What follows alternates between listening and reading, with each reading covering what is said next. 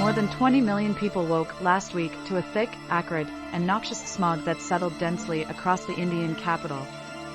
Primary schools were forced to shut, vehicles restricted from traveling on roads, and construction brought to a halt as a hazy gray enveloped New Delhi, blocking buildings from view and prompting residents to panic by air purifiers. Behind closed doors, state authorities and federal officials gathered to put together a plan that would clean up the city's air after its air quality index, AQI, passed 500, a figure so high that experts warn it could be shaving more than a decade off the life expectancy of those who live there. But the scene is hardly unprecedented. Every year, New Delhi's skies turn the same sickly yellow, prompting the same scramble by authorities to crack down on the pollution.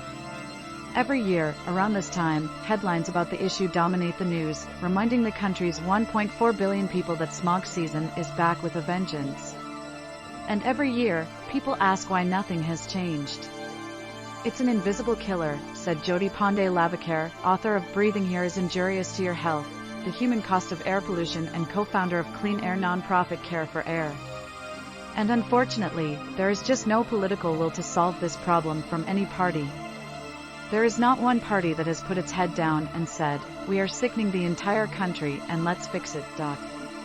New Delhi's current toxic skies are reminiscent of another major Asian capital that about a decade ago was famous for a smog so thick that it could shroud entire skyscrapers from view, Beijing. China's capital has since cleaned up its act, which begs the question, if Beijing can clean up its toxic air, why can't India too? Like India, rapid industrialization and urbanization contributed to China's remarkable rise as an economic superpower. And like India's expansion, China's came with an environmental cost, a deep reliance on fossil fuels and emission-heavy industries that was making the air putrid with pollutants.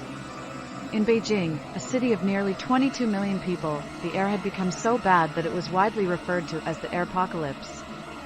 Hospitals were often flooded with respiratory patients, and residents, especially families with children, were so desperate that many left the city to take jobs further south, and even overseas, where the air was better.